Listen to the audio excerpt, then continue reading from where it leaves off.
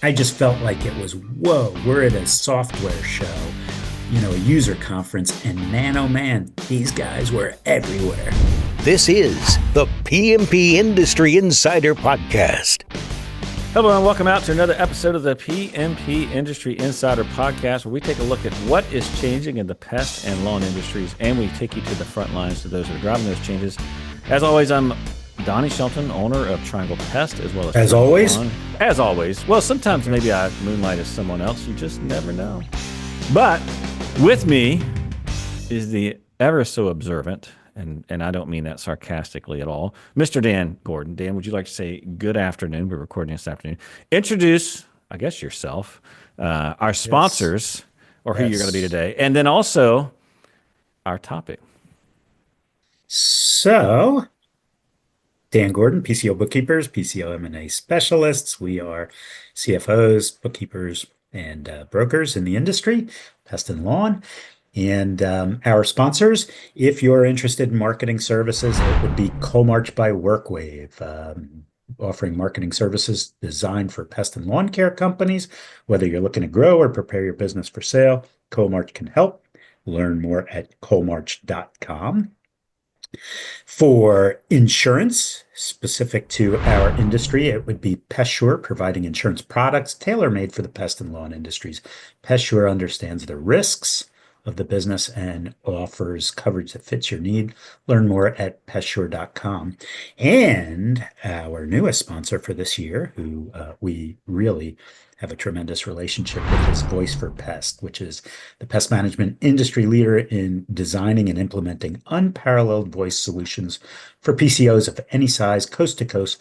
Learn more at voiceforpest.com/podcast. And even if you're not interested, just go on that page so we get the analytics for it. So, oh, gosh. For the if, bean counters. Yeah, that's right. Sure. Yep. And if you're interested in joining one of our peer groups, which is getting lots and lots of traction, I mean, we got to talk about doing some sort of an event for our peer groups. But anyway, visit pmpindustryinsider.com/peer groups, or go back and listen to episode 136, where we have our facilitator, Dave Billingsley, on. And that is it for the sponsors. Hang on. Just for our listeners, I actually have two things. Number one, if you caught that thing, we need to do something for these peer groups. By the way, if you're listening, that's Dan's way of jabbing me, because he's been on me for a few years for us to do some sort of conference, and I've been very reluctant to do that because I've done them in the past. So nice try. By the way, you've done them, and they've been among the best, but it takes a lot of real estate up in your brain. Takes a lot. Second thing is that sometimes I feel like we should do like a podcast offline, because Dan and I, before we started recording, had the most interesting, hilarious, non-politically correct conversation that we've had in a long time. Obviously, we did not record it, but we were talking about politics. We were talking about resorts in the Middle East. Yeah, we were talking all stuff that probably shouldn't record. But in any case, let's move on to our topic. So anyway, our topic is, I just got back late last night, 1:00 in the morning, from the WorkWave conference. So it was called Beyond Service, and I want to give you my recaps and observations. And I wrote a couple things down that it's not impromptu, so I do want to read it, but it's really, I kind of looked at it because I knew WorkWave. I don't want to show my age, but when I started working back in the 30s, when we used to walk to school uphill both ways, I remember PestPack, Marathon Data, when they were 4 people big, right? Now it's this $1 billion deal. Anyway, I went to the first Marathon Data, WorkWave, user conference in 2004, where I was asked to speak about finance, accounting, benchmarking, and using PestPack to improve efficiency. I've been asked to speak at each conference since, speaking generally on the same topics. And in 2007, I attended my first Real Green conference at the Florida Hotel in Orlando. Anybody that place was drinking awesome. the Kool-Aid, drinking the Drinking Kool-Aid, beer out of everything. coolers, which, by the way, I don't drink Absolutely. beer, but it was kind of funny Yeah, watching it people was get fun. Kool-Aid. Yeah. Where I was also asked to speak on the same topics and spoke every year since then. So when the two joined forces several years back, it was really a great day for both brands, but also for our brands, PCO Bookkeepers and Turf Books, because they've been a big part of um, our client base. And so the last couple of years have just been like, wow. And what I want to talk about is how our industry advanced. And the three, for those who went, there were a lot of different sessions and whatnot, but I got three major things that went on at this conference. And the first one was AI. Everything is AI. The world is AI. We'll get into that. The second is dashboard reporting and KPIs needed to run a home business, and that's what I've been speaking about since 2004 and before. Hmm. And I don't want to take credit. There's lots of people who do it, but that's a big one. But the third one was the mark that private equity is making in the industry. It's been out there in pest and whatnot, but if you're in lawn care, oh my gosh, there's a lot of activity in lawn care. And Hmm. we'll talk about my opinions because, you know, not all private equity firms are created equal. So Well, we'll talk. we've had our fair share of discussion about private equity and how there's some that really good and there's others that just a train wreck and how to steer Yeah, clear and really yeah, recognize which one you're dealing with, right? Because it's yeah, not too difficult once you kind of start asking questions. So, yeah. well, let's get into So AI. You want to get yeah, into well, it? before we First do, of all, let's just talk about the new CEO, Kevin Kemmerer. well, hang on He, before we get into this. I do have a disclaimer. So, just for yes. our listeners, I did not go to Beyond Service, not because I'm better than or that, I've got some sort of special thing going on. It was because I had a lot happening here. But I did send my team there and they had a fantastic time. So thank you, WorkWave. Um, and Hold on. I'm going to read this text that I got from Donnie. Can't show up at WorkWave because I have a hangnail. Okay, let's go. That's exactly what it says, by the way. No, they had a great time, and I got the debrief this morning. We had our L10, and they had a great time, and they also learned a lot. And um, so I'm going to basically be giving you secondhand information that I got, but also I was getting text updates and pictures and people riding mechanical bulls and all this other kind of good stuff, which I will not share. That will not be on the show notes page. But anyway, yes. So the new CEO, Kevin. So let's talk a little bit about Yeah, him. so he did his keynote, but kind of laid out the vision for WorkWave, and it's pretty compelling. It's really neat stuff, and I think that his team seemed invigorated and motivated by a lot of what they're doing, and a lot of what they're doing is AI. And they've got this guy, David Liebman, who is I'm not sure what his title is, but he's like the head geek. I mean, this guy is a geek, and I went to a Hang couple of on. his Whoa, sessions. hang on. Yeah. Just for our listeners, you just had an accountant say he's the, give me a break. Get on in Yeah. here. No, no, listen, accountants are exciting compared to these programmers. They're right up there with actuaries. Oh, So gosh. Yes, yes. so anyway, I attended several sessions, and one of them was by our good friends at Voice for Pest, Hmm. redefining communications.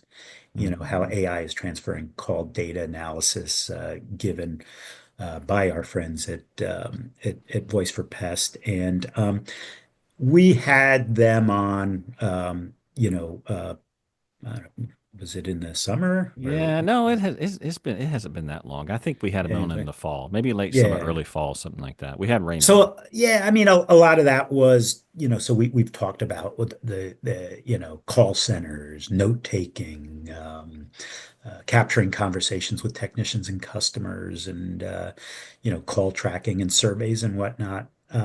We can talk about that now. We talked about that with Ray when he was I on. think we should at Uh, least I think we should briefly touch on this. And listen, for our listeners, this is one of the main reasons that triangle is listen, I'm not making any secrets here, but we are transitioning from using CTM, call tracking metrics, as our backbone phone system to using voice for pest. And that's not because they're a sponsor, although it does help. I will say, the biggest thing that kind of drove that decision for us is the AI component that's being added and integrated specifically with PestPack and some of that capability that it gives us. I mean, ultimately, what I want is I want to maximize the time that our reps are on the phone, and not the time that it takes them to Minimize. put. No, maximize the time that they're on the phone. I want to Oh, minimize. then I put per Yeah, call. yeah. Okay, I I want to got you. minimize the admin stuff where they're not on the phone, and adding detailed notes or summarizing stuff and blah blah blah. Who cares, right? And Hmm. listen, this AI stuff is not, it's not perfect.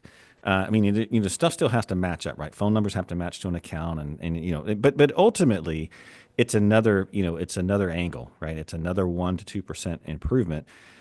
And I mean, I'm hoping that it's going to be a lot more than that. But I will, when I look at like where AI is going and the capability that it gives us to, even if it doesn't match a customer in our database, it is going to score the call, and it is going to look at what the rep is how they're performing in terms of following.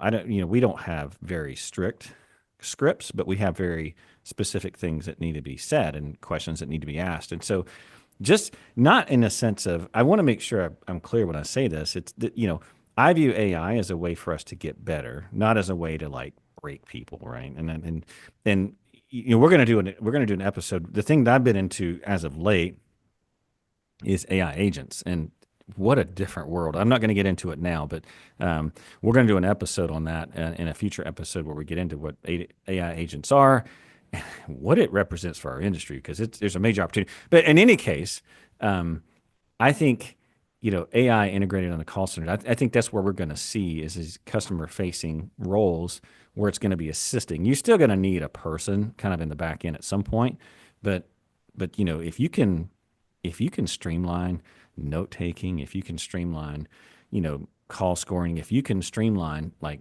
checking in as far as like how's the script going, that's a huge win.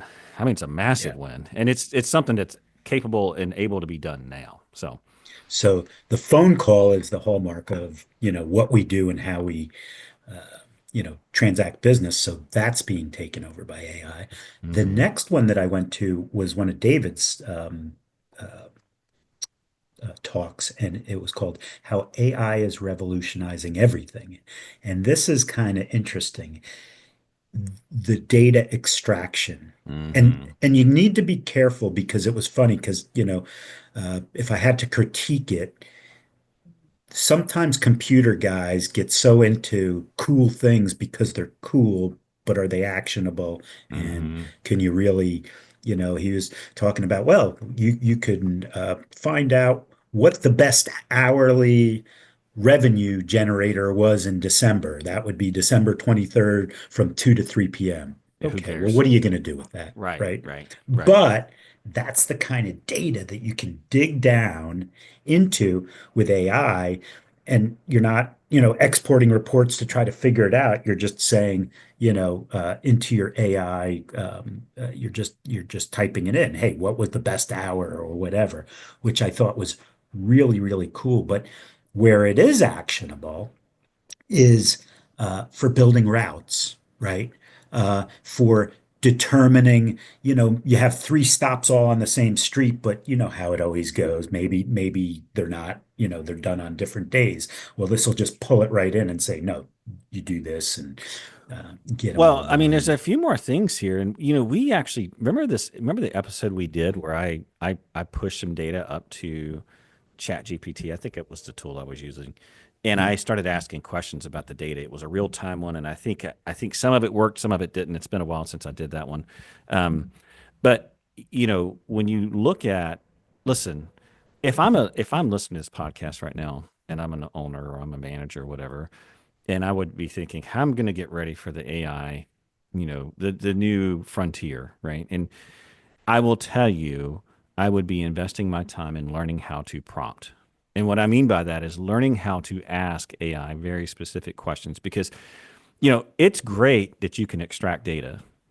What's really important is that you can extract data in a way that gives you meaningful insights.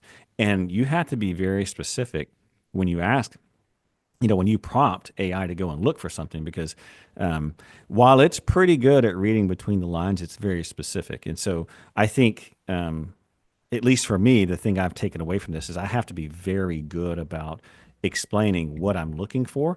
But the fact that I don't have to wait on a report. I don't have to like, send this to IT and I hear something back later on. I don't have to figure it out. All I've got to do is, get the data out and then start asking. And one thing I want to make sure that our listeners understand is if you grab a spreadsheet of your customer data and you push it up to ChatGPT or really any other AI system to be that, just make sure you understand where that data is going. Because if you have the $20 a month version, that data is going to OpenAI's servers. Okay. And you need to be careful with that. There are versions that you can purchase where you can firewall that data off and it's just your data.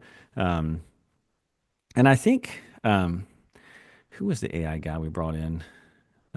He talked. Andrew Latter. Yeah, I think he talked about this in that episode, which is where you just really need to be careful about, the fact that it's going to be integrated in with PestPack is going to be fantastic, right? Because then you don't have to worry about issues like that.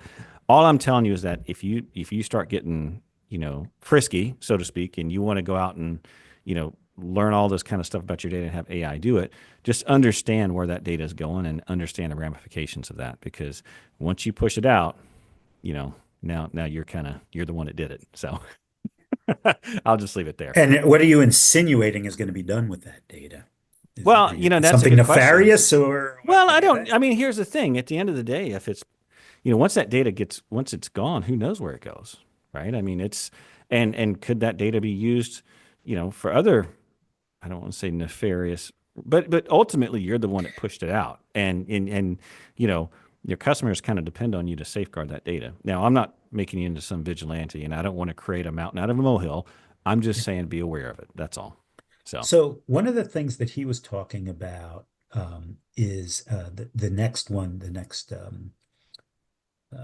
talk that I went to that he did was analytics and field service. And what he was talking about is third-party data sources and putting them into like what's the name of that? oh, this was the huge hit for my team. He's talking about putting it into Snowflake, which Yeah, is a data Snowflake. warehouse. And I'm going to tell you that if you've listened to the podcast, I ended up going a different direction. We have a data warehouse. We built it on Google BigQuery, but we basically did the same thing. Now, if WorkWave took this on and I didn't have to do it, fantastic. Would love for them to do it, So and it would take, because most people can't do, and I don't mean this as like some ego hit, right? But I have a computer science background, and Dan has made that point several times on the podcast. But we built our own data warehouse because we had to, and we needed that capability. And so the idea that they're going to do this and bring it on for the industry is going to be an absolute game changer. Well, what's pretty cool is when you push it down to Snowflake, then you can put these third-party sources in, Oh like yeah, marketing demographics, like cost data. So one of the things that, has always been, that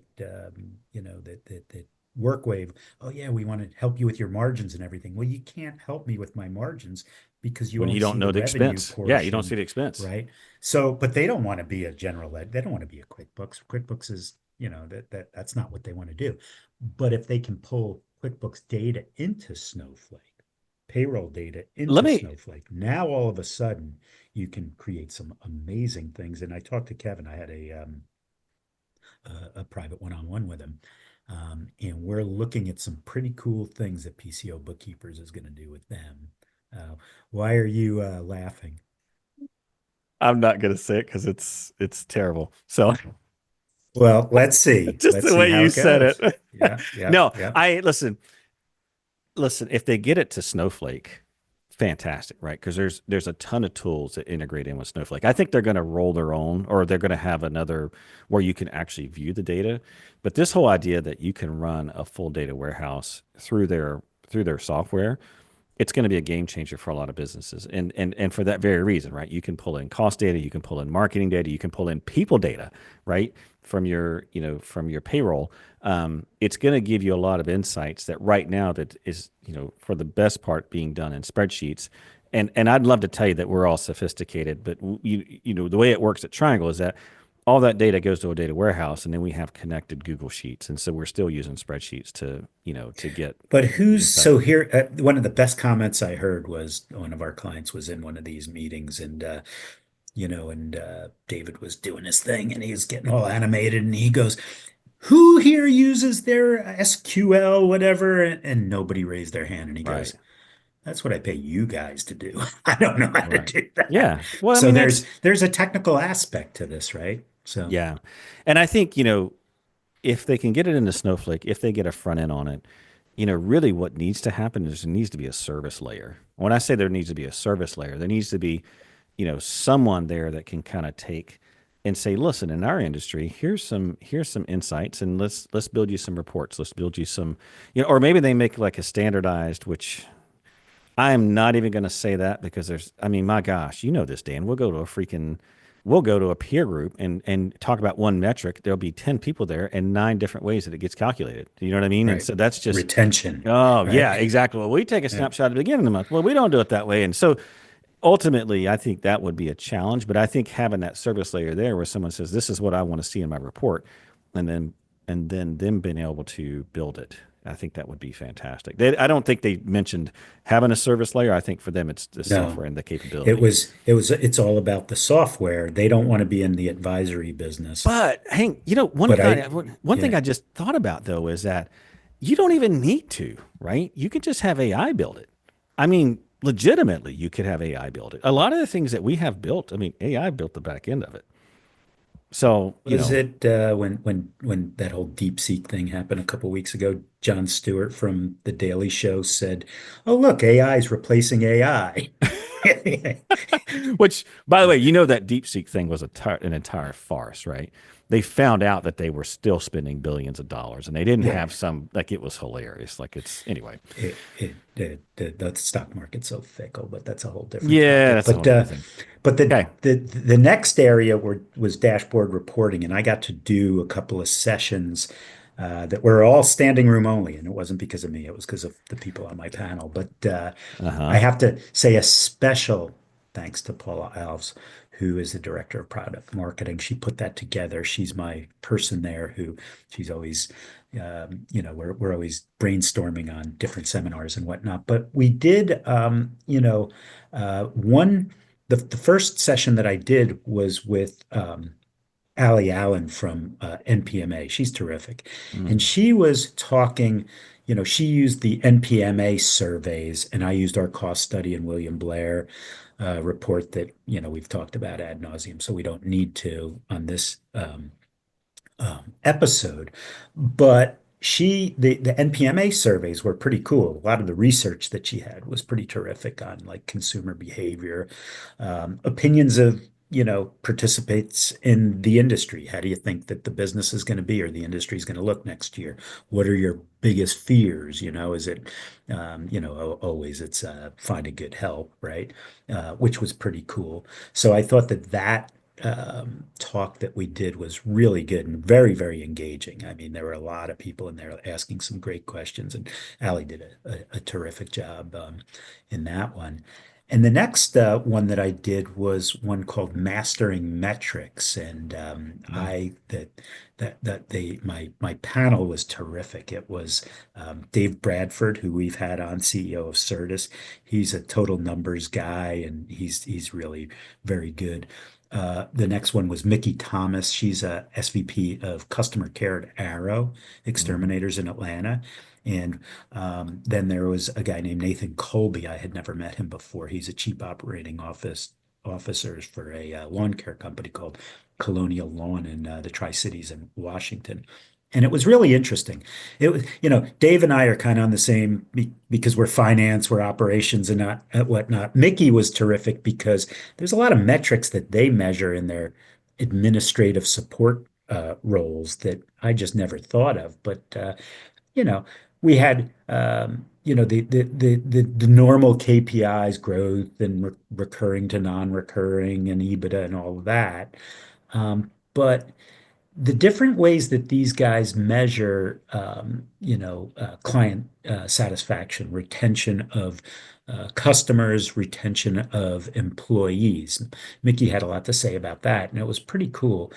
And then we got into the how do you calculate retention, as you said, Donnie.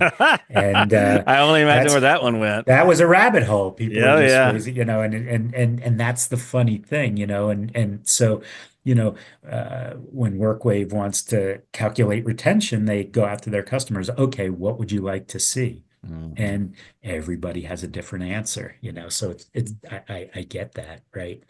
Um, you know, uh, Mickey also has they actually monitor at Arrow data accuracy, and they score it. And their managers in the administrative offices get, bonuses based on data accuracy. I mean, is there Mhm. anything that you guys do to how do you We ensure that you do. have We do. accurate We have data? audits. Yeah, we do audits as part of that, and then it's actually on our scorecards, which you will see actually next week as we're recording. Uh-huh. Yeah, it's on our it's on our we call our admins.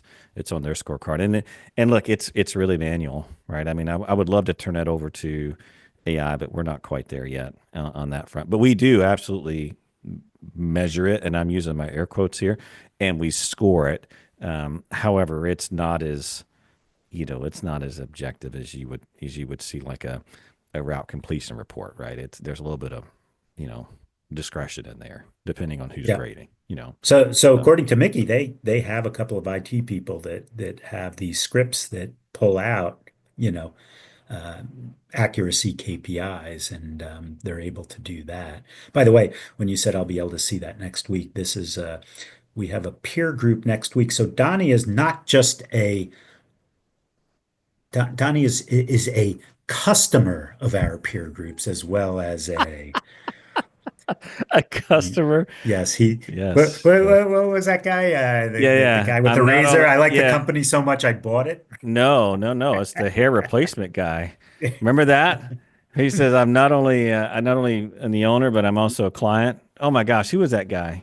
It wasn't Oh, Rogaine, but you know what I mean? It was like one of those anyway, one of those clearly I hair. don't know Yeah, them. Yeah, yeah. but you do. So, I like that Jimmy Neutron look. So you know, but oh so gosh. data accuracy was one.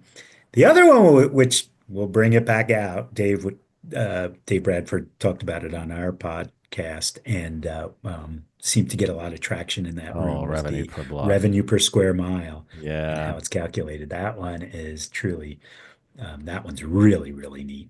And so we talked about that quite a bit. Well, I Um, mean, I think you have to have a good, you got to have a really good data system to be able to pull that off, right? I mean, you've mhm. got to have a really good data system to be able to pull that off. So, in any case, let's move on. What do you got Yeah. next? Well, the mark that PE is making on the industry, there were several sessions on readying for sale, what you need to do over the next few years to ready yourself for sales. The panels were um, populated by PE guys, which I thought was pretty good. Last year they did one, there was a couple of brokers there. I saw one other broker. The one thing though that I thought, and WorkWave, don't kill me if I'm saying the wrong thing, but there were a ton of these PE guys there, and they were descending on all the lawn care people and some pest people, and trying to get them to, okay, let's talk. And this may sound self-serving, but it's not. You should have a broker involved because you want to have a process where, an auction for your company to drive up value, right? This is, I almost liken this as to, the guy who commits a crime and then the cops start beating him up and he doesn't have a lawyer, right? That's these guys try to circumvent the intermediaries, the brokers, whether it's me or one of the other brokers. And the brokers do a good job of pushing up the value. And I just felt like these guys were allowed to, run around and just, really accost everybody. Maybe that's the wrong word. And it wasn't, I just felt like it was, whoa, we're at a software show, a user conference, and man, oh man, these guys were everywhere. So, Well, I mean, listen, at the end of the day, software is such an important part of business management. It kind of makes sense, right? I mean, it mm, really does. And the other thing I would say is that, if you're a for sale by owner kind of guy when you go to sell your house, knock yourself out. But for the other 99% of folks, you'd be better served by using an agent that has your best interests at heart, which, by the way, I'm not sitting here telling you that real estate agents are angels because all they care about is doing the deal, right? They want to get their commission. I'm not, but I am telling you that it's something that you're going to do once, twice. If you're a crazy entrepreneur, maybe 5 times in your life, you might want to do it with someone who, and again, I'm not, I mean, I guess I can recommend Dan. I don't know. But I will say that you definitely want to get someone that knows how it should be structured and what's normal and what's not, because and also it's help just, to it's drive a, up the price. By the yeah, way, we do broker work and we'll find the best deal and that's, that's one of the services that we offer. But if you find somebody who you want to sell to, call us. We can create we're not looking to make this big commission if you've already got the buyer, that's fine. But there's a lot that goes into this that, it's not the same as selling pest control or selling lawn care. There's a lot that goes into it. It's a pretty complicated process. And so I kind of felt like that there were a ton of these PE guys there, and they're probably going to be all pissed off at me for if they're listening, because I'm friends with them, I do business with them, but I just we were at this software show, and I felt like that was one of the biggest topics there, right? And it yeah, wasn't, WorkWave doesn't have control of that. right. That's not their business, they just provided the forum. Well, I mean, here's my take on this. I'm not a PE hater, not by any stretch of the imagination. Me I will go neither. back No. to where I started at the beginning of this podcast, which is, you know, there are some PE firms that they have a good strategy, they've got a good bench in terms of leadership and management, but I just want you to stop and back up for a moment. I mean, ultimately, if you're looking to exit, you of course should. I mean, there's a lot of factors that go in that. Price being the largest, I understand that, and your people. And so there's that consideration. But the other part is like what that does to the industry, right? When you have folks who have short term, I mean, think about it this way. I really like regulators in our industry. Now, I know that's going What? to sound, What? yes, I know. I mean, let me explain why. Here in North Carolina, you have some industries that are not regulated. And, chucking a truck can show up, be in business for 6 months, scam a ton of people and be out. And it really makes our industry look bad. And it cuts the price down. And eventually it just wallows out the industry altogether until it's really all you have. You know, in our industry, meaning the pest control industry, specifically in North Carolina, it's very regulated. You got to have 2 years in. It's like it's in for the long term. You don't just get in and get out. And when you look at these PE firms, it's a get in and get out game. That is the game. Now, not all of them. Some of them have a timeline at they see, so they say 10 to 15 years. But I'm sure if someone shows up with the right check, it will be a lot sooner than that. But my Well, point is that for that, you just need to think through the long-term ramifications of offloading your business. And I'm not a PE hater, not at all. I'm just telling you, these guys are looking to get in and jump on the bandwagon. And I mean, you know who they are, right? They'll email you, "Hey, I'm really interested in learning more about the industry, and I saw your company and blah blah blah." And it's like, "Yep, this is just another wannabe, someone else trying to jump in on the train. Not worth your time. Not very good for the industry. Send them packing." So that's my take on that. Don't have to agree with me, but that's where I'm at. no, I mean, I think you're right. And there are some tremendous PE There's some operators good out ones there. for So, sure. but you had mentioned, one of the things at price, right? Prices, everybody gets enamored. What multiple did you get? But at the end of the day, What's the if details of the you price? need $200,000 a year to live in retirement, that would mean that I would need $4 million in the bank at 5%, Right. right? Right. And you have $1 million company. If you got 4x on revenue after Hmm. taxes, you don't get there, right? So No. you, even if you get 5x or 6x or 10x, before you even talk to one of these guys, you need to figure out, what do I need? And by the way, this is selfless plug, but let us know. Call us. We'll help you work through that analysis. Look, we'd love to represent you, but we also understand that there's going to be unrepresented people. But this frenzy of what the multiple is not the way to go about it. Okay, so I don't want to turn this into a PE discussion, but one other point I'll make for our listeners, if you're looking at this, which is I have seen this a lot, and it is a less than, what's the word I'm looking for? It's a less than transparent marketing method, which is people get locked up on that price and you get this amazing price, right? And then you start looking at details. There's earnouts in it. Basically, it's a marketing thing to get you to commit. And then they're going to get you in diligence, and they're going to beat the crap out of you in diligence. And then they're going to put in all these little things as far as the earnouts and what has to happen. And then that number that you thought you had, most likely your number two is going to already beat it by the time you're done. When I say number two, like your number two offer that was less, right? And so you just need to understand, you really need to understand the offer, and you need to be able to see through the marketing, if that makes sense. By the way, this is not everyone, because we have some great PE firms that we do business with. So, but you're right. And that's what's driving, lawn care doesn't have a Rollins or a Rentokil, right? They have True Green that's also owned by PE, and they're not very active. So all lawn care has is PE. That said, they've driven up the value over the past couple of years significantly, right? Mhm. Pest has always had, for the past 10 years or more, it's been on the upswing. The Right. lawn thing is just a past Took 2 or 3 years, and Yeah. it's taken off. So, Yeah. but that's what we saw there. So,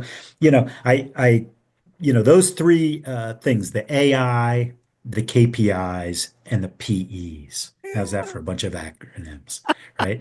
That's how I reduce that. And then a conference shower. anyway. And then a shower. But I can't thank WorkWave enough. They did an amazing job.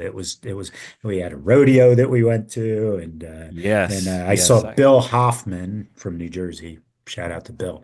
Line dancing. That was a sight that you don't want to see. Oh my, did you get video?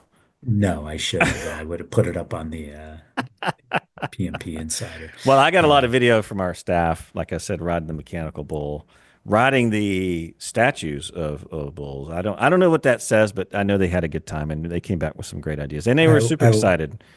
One of our young guys who was there, Joe Brown, we probably should post the video. He was on the mechanical bull, and he's like, this Yankee's coming down here, and I'm going to beat everybody. And he did. Yeah. He stayed on that bull, and they couldn't stayed on it. Got it. Knock him off. Oh, I love it. That's hilarious. No, that's good. That's good. Yeah, Well, listen, this has been great. Just remember, all the resources and topics that we talked about today are available on the podcast website. Again, a special thank you to WorkWave and their Conference for Beyond Service, as well as all of our other sponsors, and to all of you. You can go to our website, pmpindustryinsider.com. Just take a look under show notes for this show. And we always appreciate any ratings and reviews that you have, so long as they're positive or not. We love it when you call Dan, and so does he, when you have complaints, negative feedback, anything, or just in general, pick on him. So with that, we're signing off. We'll see you all next time. Take care now. Take care. See you. Bye-bye.